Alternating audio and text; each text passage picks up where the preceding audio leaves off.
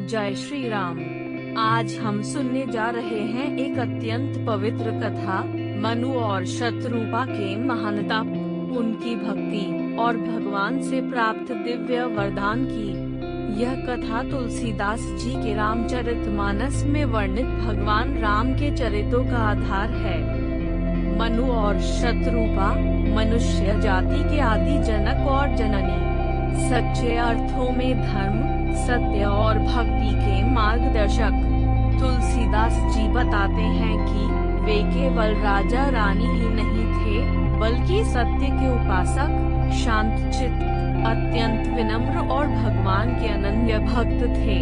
उनके हृदय में केवल एक ही आकांक्षा थी, हमारा इष्ट देव स्वयं हमारे घर में पुत्र रूप में अवतार लें।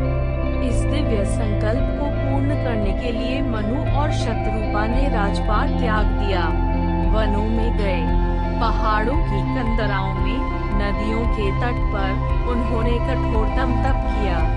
रामचरितमानस में आता है, करहि तप नाना विधि विभिन्ना, हृदय हरिपद कमल श्रुति सेना। अर्थात वे अनेक प्रकार से तप करते हुए हृदय में केवल भगवान के चरणों का ही स्मरण करते रहे।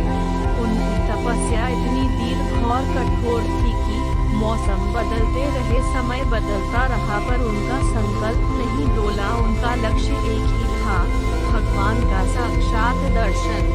उनका तप केवल व्यक्तिगत साधना नहीं था, उनकी तपस्या के तेज से देवता, ऋषि, महर्षि और स्वयं प्रकृति सब प्रभावित हो उठे।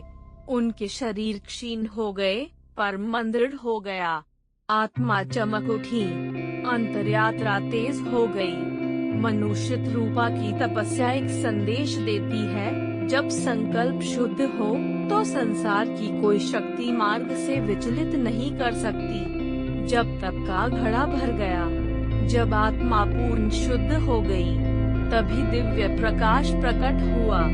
रामचरितमानस में आता है, भगवान उनकी भक्ति, विनम्रता और तप से इतने प्रसन्न हुए कि वे स्वयं उनके सामने प्रकट हुए।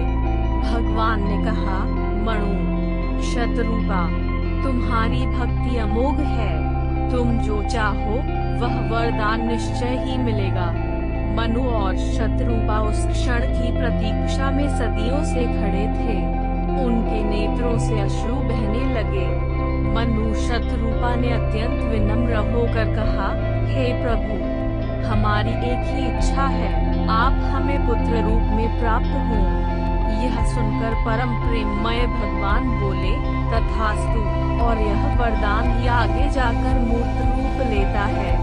यही वह प्रसंग है जहाँ भगवान अपने वचनों के कारण कहते हैं, मनु शतरूपा के तप का फल देने हेतु मैं रघुवंश में अवतार लूंगा। भगवान ने उन्हें आश्वासन दिया, तुम्हारी भक्ति निष्फल नहीं जाएगी। त्रेता युग में मैं अयोध्या में राजा दशरथ के घर तुम्हारे ही पुत्र स्वरूप में जन्म लूंगा। यही वह क्षण था जिसने रामावतार की नींव रखी, यानी राम का पृथ्वी पर अवतरण मनु शतरूपा की भक्ति का प्रत्यक्ष परिणाम था। यह कितनी महान बात है। एक युग के राजा रानी की तपस्या एक नए युग का मार्ग बन गई। इस कथा में 4 गहरे संदेश छिपे हैं। 1. शुद्ध संकल्प से असंभव भी संभव। मनु शतरूपा ने एक ही लक्ष्य रखा और उसे जीवन बना दिया। 2. भक्ति का फल कभी व्यर्थ नहीं जाता, भले युग बदल जाएं, पर भक्ति का प्रतिफल मिलता ही है। 3. भगवान स्वयं भक्तों के लिए मार्ग बनाते हैं, सच्चा प्रेम भगवान को भी आने पर विवश कर देता है। 4. अवतारों का मूल कारण भक्ति है, न कि अधर्म मात्र। रामावतार केवल राक्षस वध के लिए नहीं, भक्त प्रेम के कारण हुआ। मनु शतरूपा की यह कथा हमें याद दिलाती है, जिसे हम जीवन में सच्चे हृदय से चाहते हैं और उसके लिए तप, परिश्रम, भक्ति करते हैं, वह अवश्य प्राप्त होता है।